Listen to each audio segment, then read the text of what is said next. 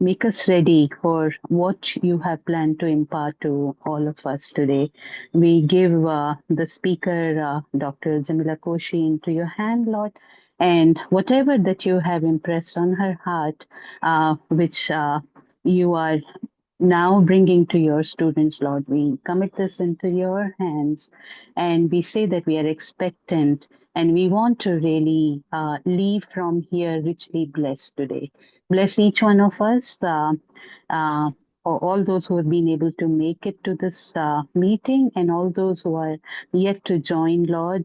And now we give this meeting into your hand, Holy Spirit. Guide us and lead us. In Jesus' name we pray. Amen. Amen. Thank you. Okay, Sure, brother. Mhm. fr- friends, welcome to NMBF Coffee Chats, wherein which is essentially a Christian discussion forum. We discuss topics that are relevant for the community and also for the society, for the nation at large.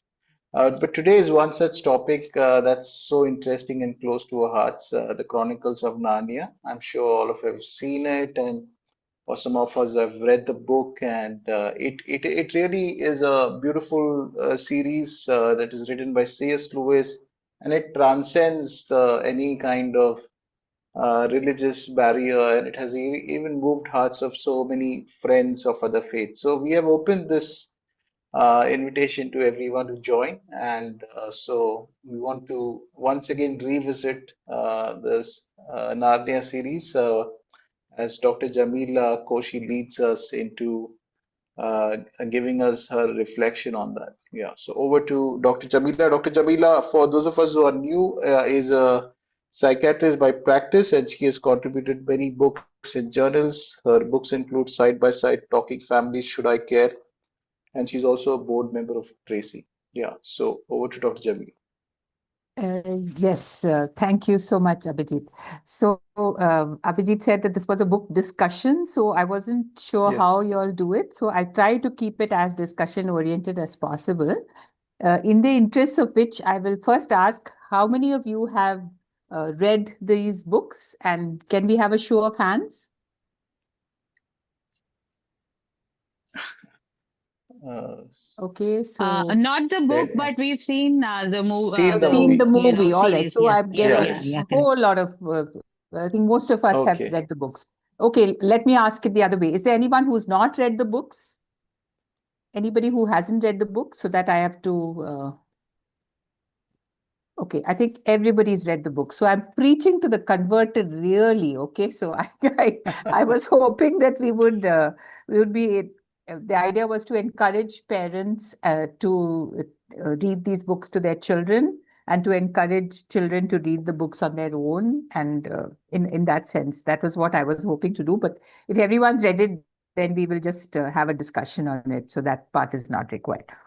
Okay. So I remember when I first read these books, they are basically children's stories, as you know. So, but then they sort of have a universal appeal. And even as adults, we can really enjoy the books and probably find more in them than we could see when we were children. When we were children, obviously we see only the superficial. But as we become adults, we can dig deeper and find a lot of meanings and a lot of extra stuff in it. It brings a lot of joy, really. Okay, so I remember when I first heard this, I was probably in my teens, early teens, and I remember in Richmond Town Methodist Church, they were sort of dramatizing it, and I first heard the Lion, the Witch, and the Wardrobe dramatized in this way, and it really caught my fancy as a young person. And then I made the attempt to read all the books, and I read all the books in my early teens, which is probably a little late, really. Anyway, but I read them, and I remember that when we got married, one of the first things I asked my husband to buy, it wasn't easily available in India then. First thing I asked my husband to buy when he went abroad was, I said, just get the whole Narnia series because I'd like to read them to my children to our children uh, as and when we have them. So we actually bought the books before we had children because I just felt that this is something which the children will enjoy. And it's true, the children did enjoy them to the extent that I think that actually one of them should have been taking this session because they probably know all the ins and outs of the book much better than we do. Anyway, So as you all know, I'll share my screen.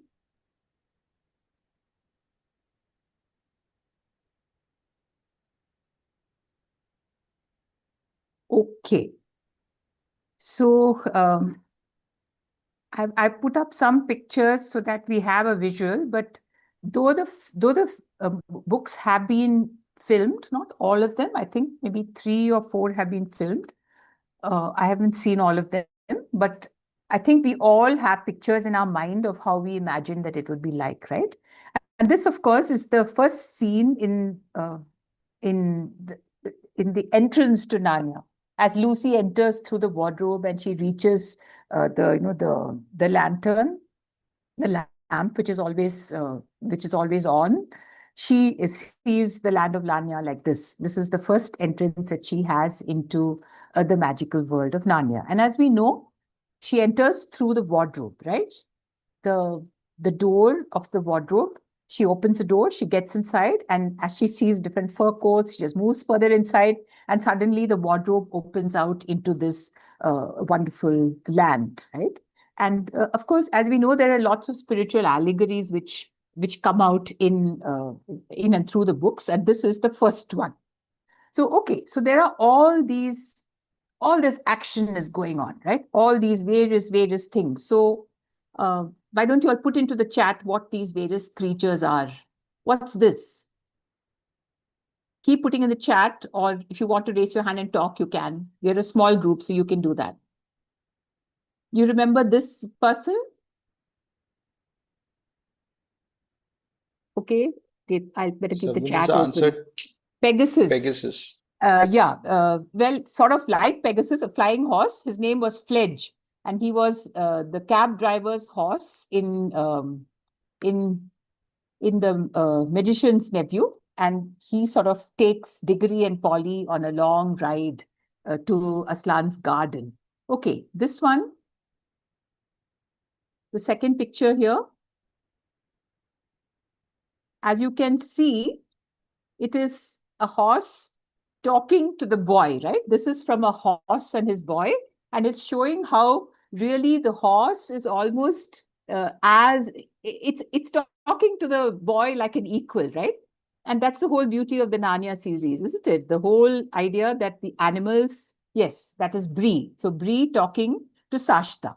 Okay, this one here, Tumnus, yes, that's Tumnus and Lucy dancing. And when she reaches Narnia, she meets the fawn for the first time. And of course, she's very delighted to meet him. And this is what happens. Okay, this one, you remember this particular, these guys? These are these one-legged creatures who were invisible at one time. Yes, Anjali, they're duffel pods, and they are they are the creatures of Narnia who are not very bright, but they have made themselves invisible, and they need Lucy to make them visible. Okay, to uninvisible them. All right, these are the beavers who come into The Lion and the Witch and the Wardrobe.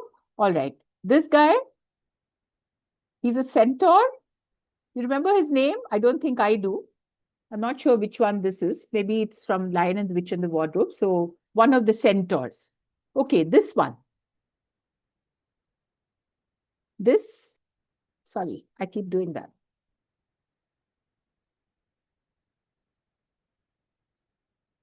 Yes, Phoebe, that's Eustace in his dragon shape. And sitting on his nose is Reepicheep the mouse. So Reepicheep, though Eustace as a young guy was a very, before he transforms, before his transformation, Eustace is a kind of obnoxious character and he's very rude to Reepicheep. But after he transforms into a dragon, Reepicheep is the one who's kindest to him and he sits with him and he talks to him and all the rest of it. Okay, this one, this is from the horse and his boy. This is the other horse. Okay, so this is Win, and she's carrying Arabis on her back. And this, of course, is Aslan, and he is, he sort of corrects Arabis because of what she did to her slave girl. He does, he gives her a sort of reflection on what it was that she did, that she allowed the slave girl to go through. These are the beavers, as we said. These three, anyone remembers who these three are? Any guesses?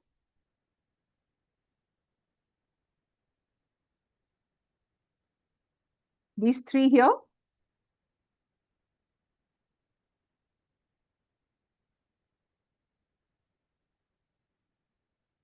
It's from the last battle. This is from the last battle. This is the last king, Trinian. This is, yes, this is Jewel, his friend, the unicorn. And this is the centaur. I think his name would have been Runewit or something. The centaur who comes from the castle bringing news to the king. All right. This is in the first, in the Lion, the Witch, and the Wardrobe. And it's just showing the giant. So the giants fighting as part of the army. All right. This guy in his outside his wigwam. Anyone recognizes him? Yes, Puddlegum, right? Yeah, the marsh wiggle. Yes, that is Puddlegum, the marsh wiggle. And this is one of the dryads, the nymphs who live in the trees, right? So this is one of the nymphs of the trees. So as you can see, those of you who don't remember, don't worry. But we're just reminding ourselves that this was a sort of magical world with all these various characters and these creatures and a lot of life and a lot of things happening. So obviously children really enjoy this because there are a lot of animals, there are a lot of children. So the children really enjoy it. So for instance, these are the children. Now you remember the names of all the children. There were a lot of children who are characters in the book. And of course, let's start off with the four in Lion, the Witch, and the Wardrobe. Here you have Peter and Edmund and Susan and Lucy. So these are the four main characters who go back to Narnia, who go to Narnia through the wardrobe, and they help to restore the kingdom, okay, to the human beings, take it away from the witch. So Aslan helps them to restore the kingdom to human reign, so to speak. And these four are the ones who are instrumental in doing that. So this is Edmund, this is Peter. This is Edmund, and you know what he's doing here? Anyone remembers what's happening here? What's happening here? This was one of the main story plot lines in The Lion, the Witch, and the Wardrobe. Anyone remembers that? Let's see. Eating Turkish delight. All right. So he's offered this magical Turkish delight by the White Witch, and we know that she enchants him through that. And he's willing to become a traitor and give up his brothers and sisters in order to get more of the enchanted Turkish delight. Okay, this is Susan, and as we know, she's a sort of archer, and that's how she contributes to the fight. She's a good archer. This is Lucy, and as we know, Lucy is talking to the dryads because Lucy was the one who was most in touch with that part of Narnia. Right? She could see Aslan first of all. She's the one who first goes into Narnia. She's the one who, in a sense, can sense the right thing to do often. And here she is the one who awakens the dryads when they have been put to sleep by the White Witch and so on. Okay. Now, these other characters, this is, anybody remembers who this is? She's wearing a very bright dress and she's going to be eaten up by the giants. Yes, that's Jill. That's Jill. In the story of I think it's the Silver Chair or something, where Jill is Jill and Eustace are captured by the giants, and they want to eat them and make them one of the dishes for their feast. So somehow they manage to escape and to continue to do the task that Aslan gave them to do. So this is Jill. This is Eustace in his dragon form. He becomes a dragon, and as we know, Aslan sets him free. These two are Polly and Diggory, all right? So they come into the first book, which is The Magician's Nephew, and they're the ones who kind of start off the whole thing. This is Diggory ringing the bell, which awakens the White Witch Jarvis. Okay, so these are all various action stories, various events which happen, and there's a lot of activity and there's a lot of interesting things which happen. So children generally tend to like this story a lot because of all these kind of things which are happening. Now, these are the 7 books. And perhaps we may not remember that this is not the order in which they were written. So The Lion, the Witch, and the Wardrobe was written first. The books were written between 1950 to 1956, okay? And The Lion, the Witch, and the Wardrobe was written first, followed by Prince Caspian, followed by The Voyage of the Dawn Treader, followed by The Silver Chair. Then he went back to The Horse and His Boy, which is the third in this kind of sequence. Finally, he wrote The Magician's Nephew and The Last Battle, okay? So he kind of backtracks and writes the first book almost at the end, and then the last book to sum up the series. And we know the rough plot, right? I think all of you will remember that, but I'll just sum up for those of you who don't remember. In The Magician's Nephew, Polly and Diggory are the ones who first go out of their world, okay? They go because Diggory's uncle has somehow found a means to go out of the world.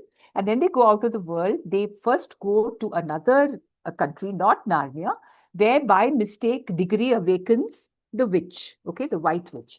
And they kind of take her back to London without realizing that they want to take her back to her country. But instead of going to her country, they end up in Narnia, just as Narnia is being created by Aslan. Okay, so there's this wonderful description of the creation scene by Aslan singing. And then the whole thing about how he has created the world and he creates these talking beasts and all that. But at the same time, the witch that is evil has also entered the world. So this is how the introduction, he has backtracked and written it. The Lion, the Witch, and the Wardrobe, of course, is the quintessential Darnian book where we have the full sort of picture of the allegory of Aslan and what it means to us as Christians, as non-Christians, whatever. The Lion, the Witch, and the Wardrobe is really the pilot. It's the main book in that sense. So it shows how the lion and the witch are sort of in competition is not the exact word, but the witch is ruling over Narnia. She has made it a desert land, always winter, never Christmas, apparently.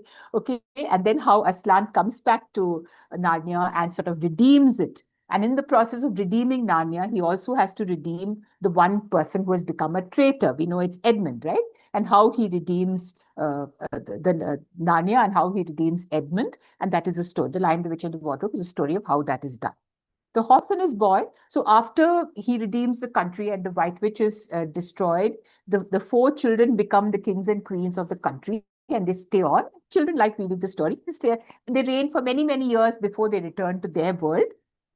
During that time, The Horse and His Boy is one episode which happens, and it's an interesting story about a horse who wants to return to the country of Narnia. And so he takes a boy along because he needs somebody to pretend that he's a rider, okay? Because though he's actually a talking horse, he doesn't want people to know that he's a talking horse.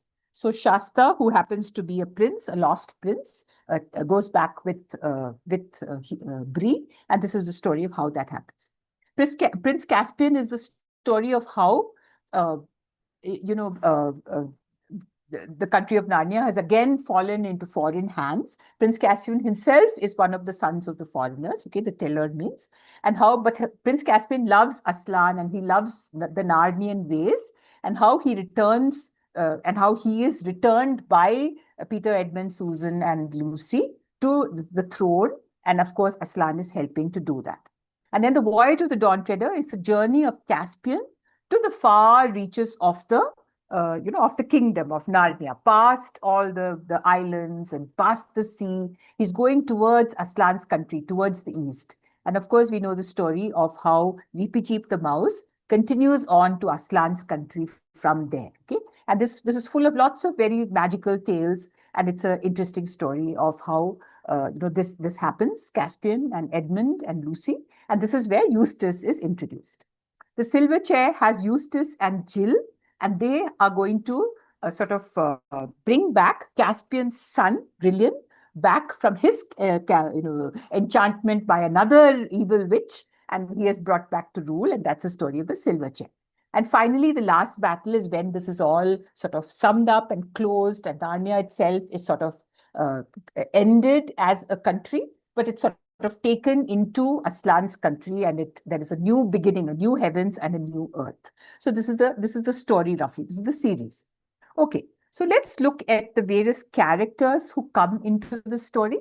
As we said, there are these various children. We talked about the various children, right? So there are Peter, Edmund, Susan, and Lucy. There's Eustace and Jill. And if you backtrack, there is Polly and Diggory. Now, there are other people also in the stories. The kings come in, for instance, Caspian and Lilian, and the other men, the sailors, the captain of the ship, and various magicians and seers, and all sorts of interesting other people are there. Along with that, you have children love this, the talking beasts, right?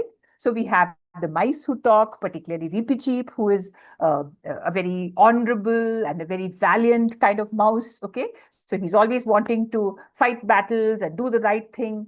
And then you have the talking dogs who are very adorable. You have the owls who are wise, and they get together to have a parliament of owls late in the night. Okay, so you have the owls, you have boars and bears, and you have a little lamb who is a very brave little lamb, and you have rabbits. So all these various talking beasts populate Narnia, and they make the whole thing very interesting and very sort of friendly to for children and animals. Along with that, there are all these mythological creatures, right? So there are unicorns, Jewel the unicorn, all right? And uh, as we know, nobody rides on a unicorn, nobody rides on a centaur except in times of great need, okay? And then you have satyrs, you have fauns, you have Tumnus the faun, right? You have giants. Giants are also, like, in a sense, mythological creatures. Gnomes, you have Bacchus or the river god, and various kinds of dwarfs, and all these various mythological creatures are there all over the books. Then there are other creatures who C.S. Lewis has created on his own, right? So there's the marsh wiggles. They are the earthmen who live under the earth. Okay, they are living under the soil. So he's imagined a whole population of people down there. He imagines that the stars are actually people. So sometimes when they are being punished for something, or when the life of the star is over, they come down to earth and they live on earth. And then you have the duffel pads, etc. So other kinds of creatures who he has created. Then you have various villains. So you have in the first book, the villain is Uncle Andrew, in a sense, a sort of minor villain, and the major villain is Jadis the Queen, who becomes the White Witch. In the second book, The Lion, the Witch, and the Wardrobe, obviously the evil villain is the White Witch, and of course she has various other people along with her. She has her wolves, and she has different other people who are the villains. In the third book also, and in the fourth book, there are different other villains. There are serpents. There's Miraz the king, who is a usurper. So various kinds of villains. Okay, the Kelormeans are the villains in some of the books. So there are a whole lot of villains who are doing the evil, who are on the evil side. And then, of course, we come to the most interesting character of all, and that is Aslan. Aslan the lion, right? The lion who is the good and just lion, who is not a tame lion, right? He does what he wishes. He is the creator. He creates Narnia just by the word of his mouth. He is feared. Everybody looks at him and they feel a sense of awe. And the people who are on his side, have a healthy fear. And the people who are against him, okay, the people who do what he doesn't like the witch, like the other villains, they tremble and they cannot meet his eyes, and they fear him very greatly, and they feel that their doom has come on them. But he's loved and he's respected and he's adored, because that's the kind of person he is. That's the kind of character that he is. He's the ruler of all things. He's all powerful. Okay, he can do anything. He creates the world. He blows Eustace to Narnia from Aslan's mountain. Okay, that is miles and miles and miles of sea, and he just blows Eustace and Jill over. He knows everything before anything happens. He's shown as knowing things. He's shown as being the omnipotent, omniscient kind of person. But at the same time, he is a friend to the children, right? He plays with them, he romps with them, he talks with them. Okay, he walks with them. Okay, he asks them to come and sit with him. He says, accompany me here, or so things like that. So he's their friend, right? He helps them, he guides them, he tells them what to do. And then most of all, he sacrifices his life for them. Okay, he gives his life for Edmund and for others. He's the one who sacrifices his life. He's the life giver, the one who creates life, who gives life, and who sacrifices his own life for the children. So in a sense, Aslan is the central figure. And of course, we know what C.S. Lewis was trying to convey through this, isn't it? He was trying to show the importance of uh, trusting in the goodness of Aslan to make everything right. That was a major theme running through the books. Of course, there are other themes. Ruling with fairness, right in the beginning, in The Magician's Nephew, when he's making the first king and queen, he asks whether you can rule the talking beasts justly, whether you can manage quarrels and all that without bias, whether you can do the right thing. That's what the stress is on. Guarding the freedom and equality of all the creatures, having a sense of respect for all the creatures, the talking beasts and the others, and most of all, doing what is right without looking at the consequences, and trusting in the goodness of Aslan to make things right. So this is the overall theme of all the characters in the book. This is the theme which is pushed. This is what has to be done in Narnia. This is the Narnian way. Okay, so the other countries who don't do it, that's the point. They are not fair. They don't treat others with respect. Okay, they don't do what is right, and they don't trust in Aslan. That sort of thing. Okay, so this is the theme of Narnia. Now, let's look at some very unforgettable sections. And of course, this is the theme which we all would remember. Would any of you want to share what you think this is? You remember this scene? This is from the movie, but you can imagine what it is in the book. Sorry, I'll be talking too much, not keeping it as discussion, but tell me now. What do you think this is? Can you make out? If you've seen the movie, of course, you will know. Otherwise, you can imagine Aslan is tied to the stone here.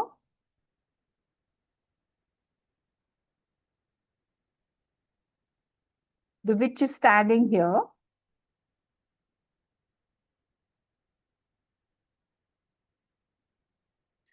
Phoebe has What's answered. going to happen? Aslan being killed for Edmund. Yeah, Ruth and Phoebe. Aslan being killed in place of Edmund. Yes, that's a stone table, and that is the witch, and she's just about to kill Aslan on the stone table because she says that he deserves to die, and I am going to kill him. So Aslan gives his life in exchange for Edmund, and the witch is delighted because she thinks that after she kills Aslan, she'll kill Edmund too anyway, and she'll get back Narnia. So this is what she does. And of course, we know that this doesn't happen. But this is the next scene, right? Aslan is here. Any comments here? What do you think is happening here?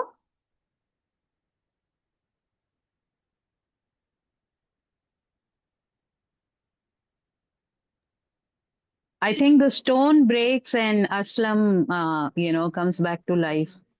That's the next scene. What about Yeah. this scene? What's Okay. happening in this scene? That's right. The next scene is coming. I'm sorry, I put that up a little early. The girls are keeping vigil. Yes, so the girls are Yeah. with Aslan. Aslan is dead at this point, and Susan and Lucy are with him. They are mourning. They keep sitting up with him. Okay, and again, this is an allegory of what happened in another time, another place in our world, right?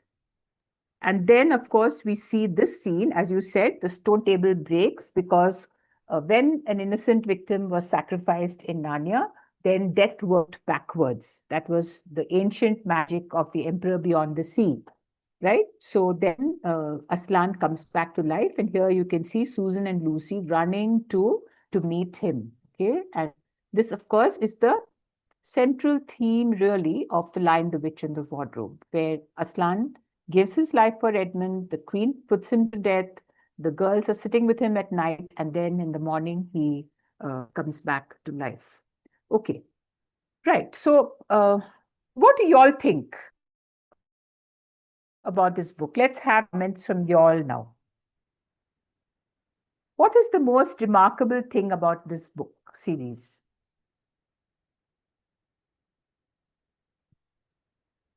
Would you like to stop the screen They share are to mourning and the girls are doing. Yes, I can stop the screen share for now. Yeah. What do you all think? What is the most remarkable thing about the series?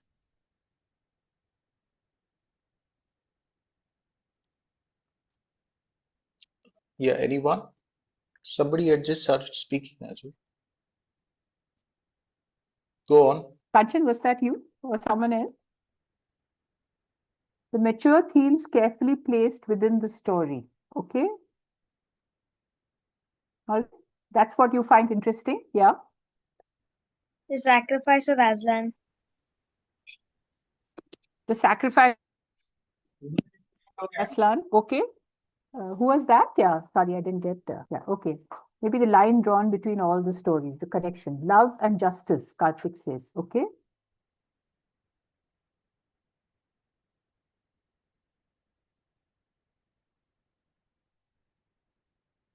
What do you all like?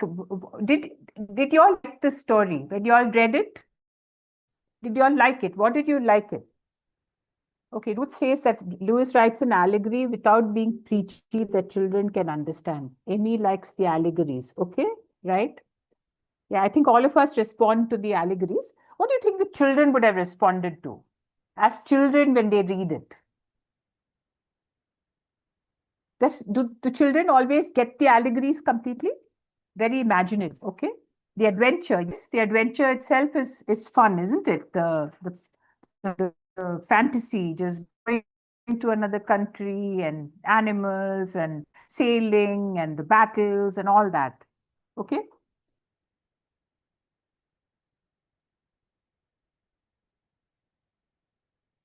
Okay.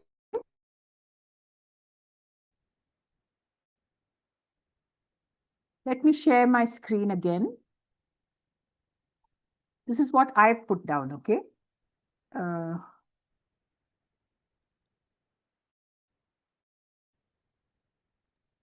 I thought that actually the story is remarkably simple, no?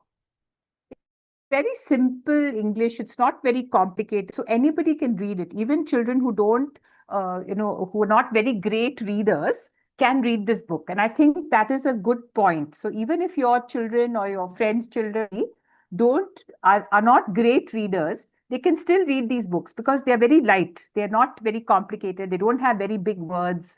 The pictures are very beautiful, very apt pictures. They just fit the story. So I really that it's quite quite readable, right? And it's quite light-hearted. It's not very.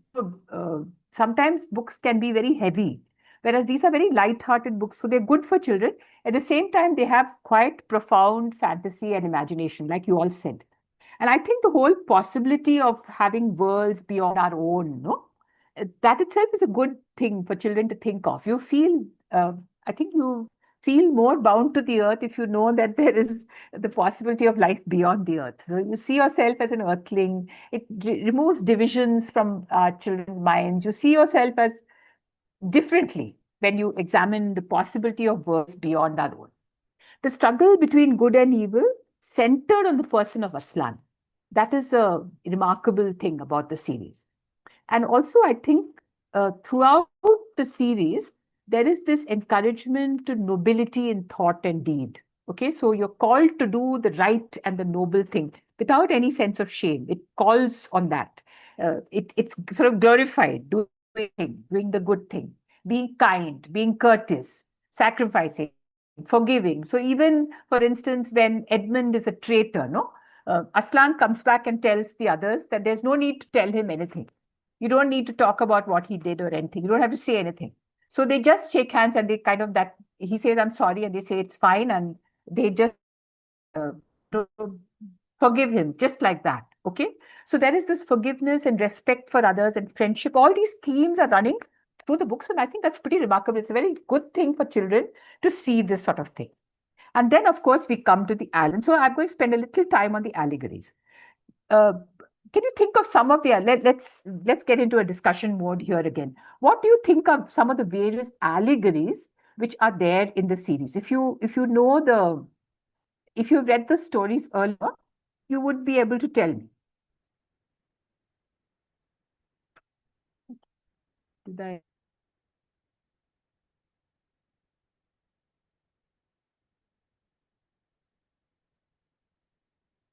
Yeah. So can you share what do you think are some of the allegories that are there in the book series, which we all tend to really like? Okay. Now these are in a sense, Christian allegories. But I think anybody can appreciate them. And well, we cannot talk about the Narnia series without talking about the allegories. So we will talk about them. But if we don't want to see it as relating to Christ, you can always see it as just relating to God. Okay, so I suggest that we just look at it in that point of view. Okay, I have some comments here. Let's see. What are the allegories? Tolkien didn't approve of Lewis wooing the gospel into the story. I think I read somewhere. It's quite possible. Okay, Tolkien and Lewis, were very closely linked. You see yourself as one of the kids. That's an allegory. Okay, the truth of scripture and the veracity of the story, beautifully written, beautifully woven, will and the beauty keeps coming back. Okay, Turkish delight is sin. Okay. Some of the other allegories, signs given by Aslan refers to the word of God. Okay, yes. Aslan being like Jesus sacrificed himself for Edmund. Okay. Creation, crucifixion, resurrection, new earth. Yes, Frida, yes, that's completely right. All the themes are covered, right? From creation, the crucifixion, resurrection to the new heavens and the new earth. The whole gamut is there. Yes. Okay, keep White Witch is evil. Yes, White Witch is evil, Amy. Yeah, you're right. The White Witch is symbolizing evil. Okay, let me share my screen again.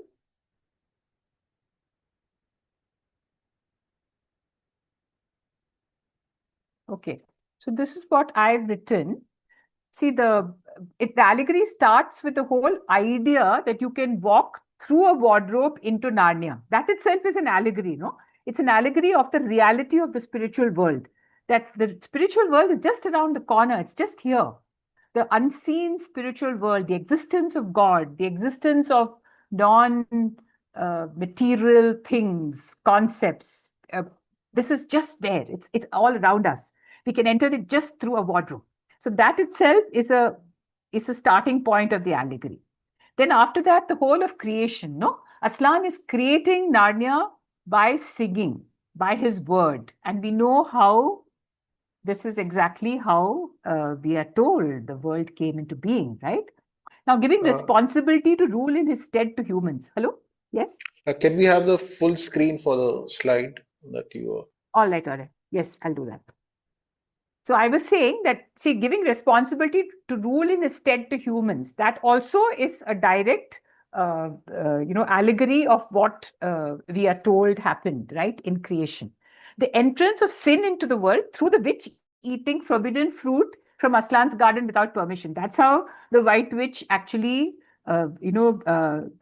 falls into a deeper pattern of sin. She takes fruit from Aslan's garden without permission. Okay, so she does that.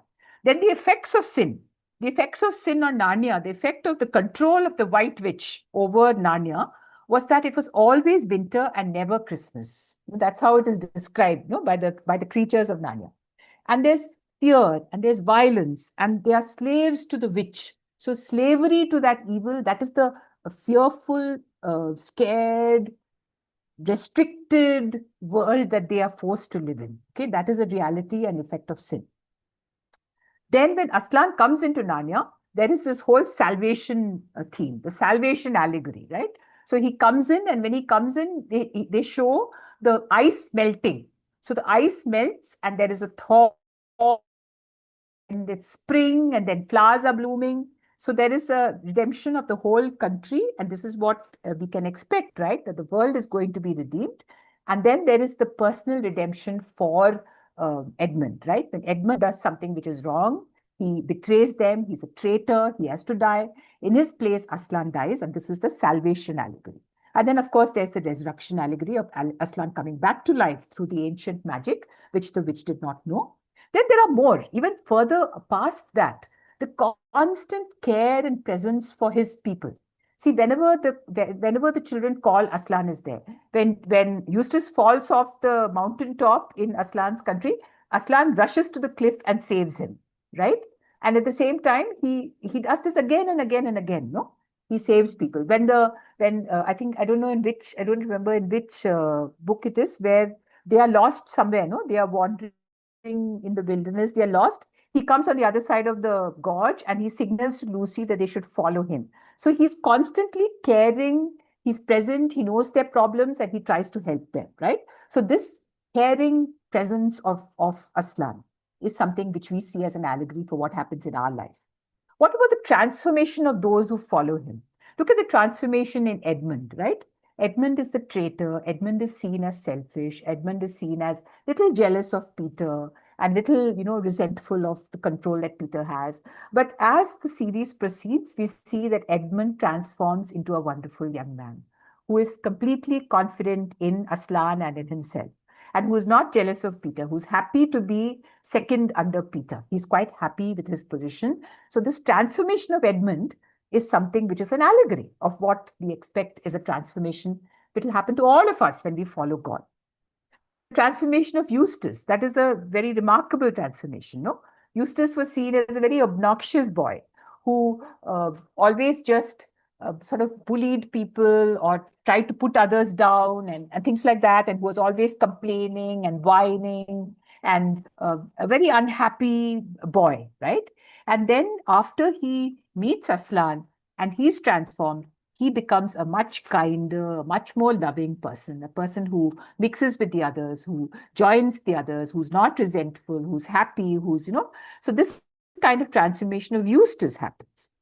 Then the allegory of obedience, it's always there. Okay, so for instance, in the silver chair, Puddlegum is the one who keeps telling them that, look, we have to follow the signs. You have to keep the word. You have to obey the signs. You have to do exactly what the signs tell us to do. If we don't do it, then that's when we will get into trouble. We don't know what will happen if we do it. There may be problems, but we have to do it anyway. So the allegory of constantly obeying and trusting God for the consequences, this is an allegory. And then, of course, the final judgment, right? So at the end of the book, in the last battle, then there is a sort of closure of Narnia. All the talking beasts go, all the creatures of Narnia go towards Aslan, and then they look at him, and depending on how they feel about him and how they respond to him, they either go away into his shadow or they cross the door and enter into Aslan's country. Okay, so the judgment is based on their relationship with Aslan, and that is how we also see it, isn't it? That our final judgment is based on how we respond to God, right? And then, of course, there's the new heavens and the new earth, where Aslan's country sort of takes Narnia into its. There is a new heaven. It's not that the earth is going to be destroyed. It's that the earth is going to be renewed. That's what we believe, right? And we believe that the heavens and the earth will sort of merge. The dwelling of God will be with humans. And this is what happens in Aslan's country. The best of Narnia is in Aslan's country, and the people of Narnia who want to follow Aslan are in Aslan's country, along with all that is best of Narnia. So this is the allegory. Okay, so well, there are lots of other sections which we might love in the book. All right, for instance, I really like one little section in the Dawn Treader, where Lucy is reading this wonderful story from the magician's book, okay? And she is reading it and she says, oh, I read story and it's such a beautiful story.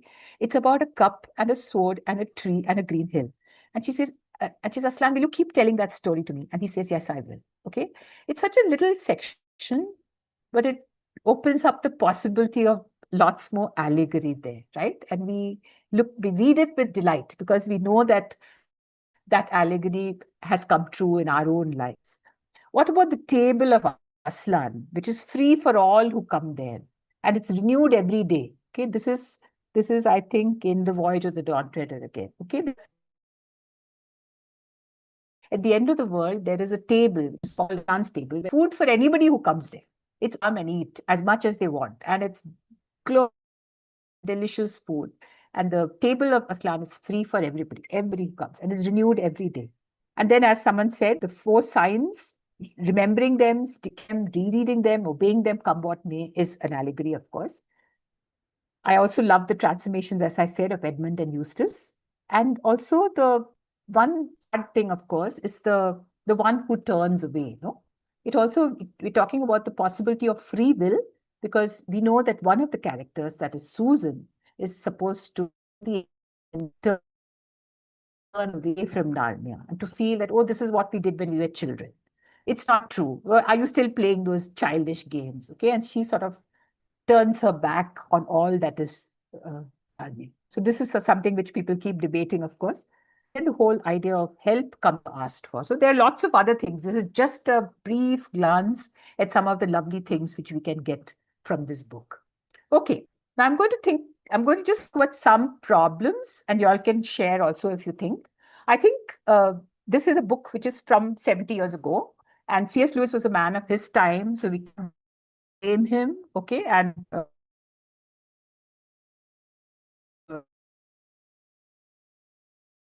because of the otherwise for a lot, there is some stereotype both in race as well as in gender. We need to understand that, okay? So these things are there. Trust of progressive thinking. For instance, he has made some comments about pacifism, some comments about psychology, some comments about, not having corporal punishment, things like that. There's some distrust which he shows of progressive thinking ideas. Okay, so that is something which is a little bit of a concern. Also, there's a little oversimplification of complex themes. For instance, the salvation thing itself, when the witch says that every traitor belongs to me. Okay, so that is really an oversimplification of a very complex theme. And so that sort of thing, sometimes the theology is oversimplified and it becomes a little question mark, but story and it's an allegory. We don't need to worry too much about that. If there's anything else you can, you can think. These are some comments which probably we can all like, these comments from the books. If you are thirsty, come and drink. Aslan is telling Jill. And then she says, but you might eat me up. And she says, will you promise not to eat me? And he just looks at her, he doesn't say anything. So then she says, okay, then I'll go and find another stream. So he says, there is no other stream. So he's the only source of water. Only stream is the one near Aslan. And then this, of course, this is quoted everywhere. How he says that I'm known by another name in your world, and you must get to know me by that other name in your world. And you've been brought to Narnia for the time being so that you would know me better in your world. And then one of the kings says, we are all between Aslan's paws, this thing to remember, and to take the adventure that Aslan gives us. And finally, at the end, when there's a problem, he doesn't want to enter into the stable. He says, this grim door, though it's a grim door, it may be, whatever the calamity, whatever the problem, it may be for us a door into Aslan's country. Okay, so I'll stop here. And why don't you all make any comments or anything that you all like, anything that you disagree with, anything else that you see as a problem in the stories? Any comments to share? We see the other comments here. Aslan's breath, Holy Spirit. Okay. Susan doesn't make it. Yes, he's not safe, but he's good. Yes, these are all comments. These are all stored bits from the book. Another allegory is humanity falls good again and again. All right. Yeah. Okay. Right. So I'm stopping sharing here and throwing it open for you all to make any comments, questions, disagreements. I did think that we should, as parents, all of us can use, if you are not parents, young people, whatever, use these books to give to your nephews, friends, okay? They're good gifts to give, and they're very simple, so all children can read and enjoy it. And the good part, though they are dated, no, though it's 70 years old, it's not a book which dates very easily because it is set in another, right? So it doesn't matter so much.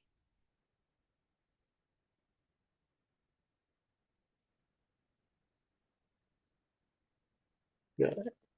Any particular scene that you liked, any particular section of the novel that you liked very much that touched your heart? Feel free to share.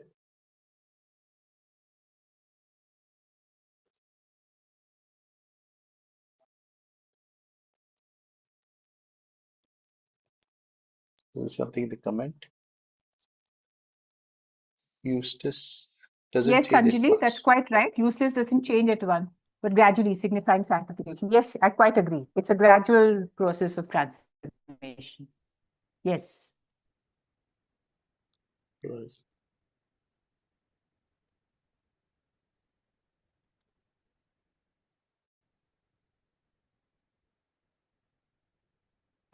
I think for me, as a kid, one of the things that I really liked about this series is I think growing up in a Christian family and hearing about Christian things so often, it sort of became very run of the mill.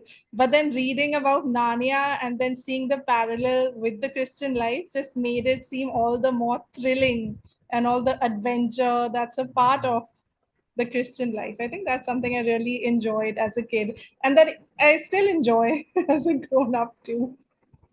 Because unlike Lord of the Rings and all, where you do have a parallel, it is so clear here. And while some may say it's a criticism, I Yes. actually appreciate how clear it is and how some of the things that we may Hmm. just become overly familiar with when seen through this other lens just brings Hmm. back the awe of it all in some ways. Yes. Thank you so much for that. I totally agree. That's how I think too. It brings it home in a very fresh new way, no? Yeah. So that's great. Yeah. Well, as for me, I have never had a chance to read the books, but yes, I saw the movies, and I always considered Aslan's portrayal of a lion, as portrayal of a lion of Judah, and his sacrifice as it really directly related with what Jesus was, I never actually considered all these points that you just shared. That it's really opening my imagination. I want to be able to go back and maybe read these books again.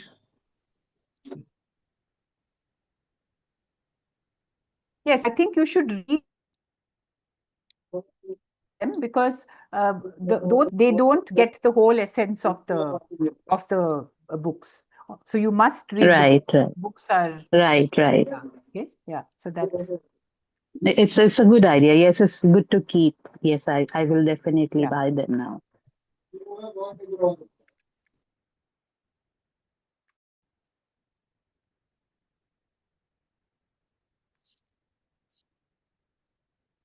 Aslan bringing stones back to life reminds me of God's promise to remove hearts of stone and give.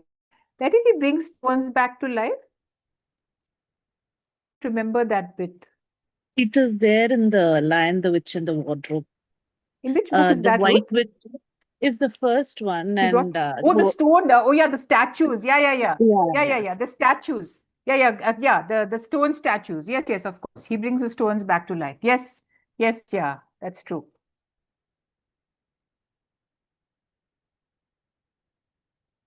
Hmm.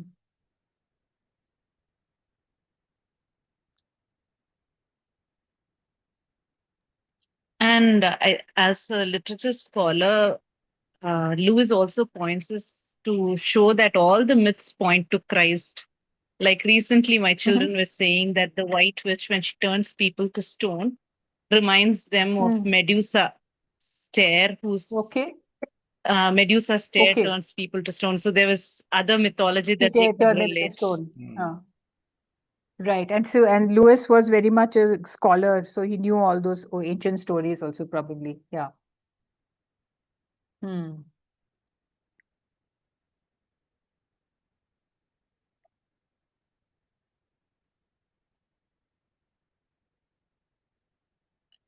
Okay. I think we've come to the Yes. close Any then other of the comments? session. Yeah. Hmm. Yeah. Any comments? Please go ahead quickly. Any thoughts, any reflection?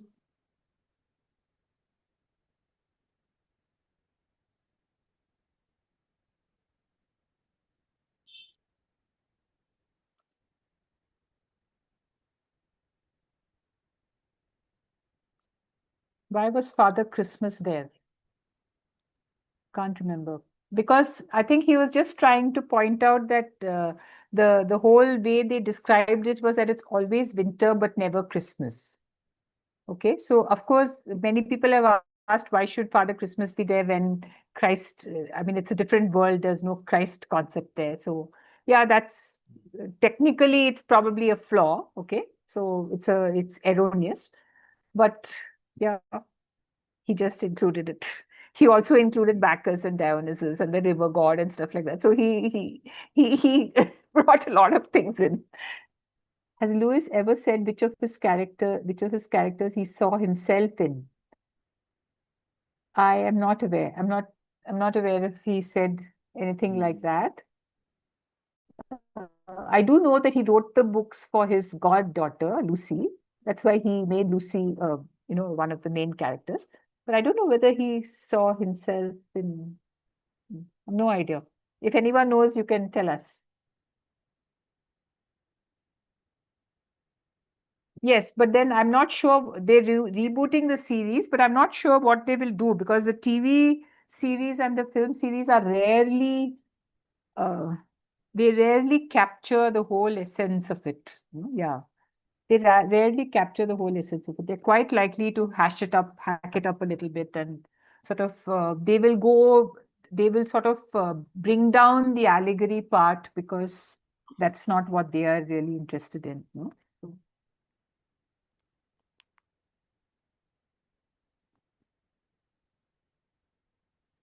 Mm.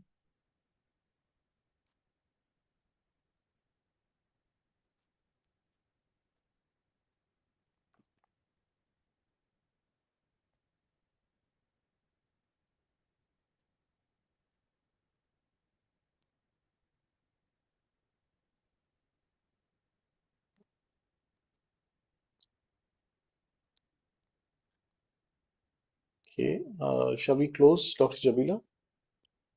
There's some Yeah, more sure. comments coming. Yeah, thank you so much for leading us in this wonderful book discussion of Chronicles of Narnia. And for so many people, this was such a personal, warm connect in terms of what they've read for with their children. So thank you so much. And let's hope, friends, we can keep coming together for more such book discussions. God bless everyone. Good night. Thank you. Good Bye. night. Yeah. Good night, Bye. everyone. Thank you.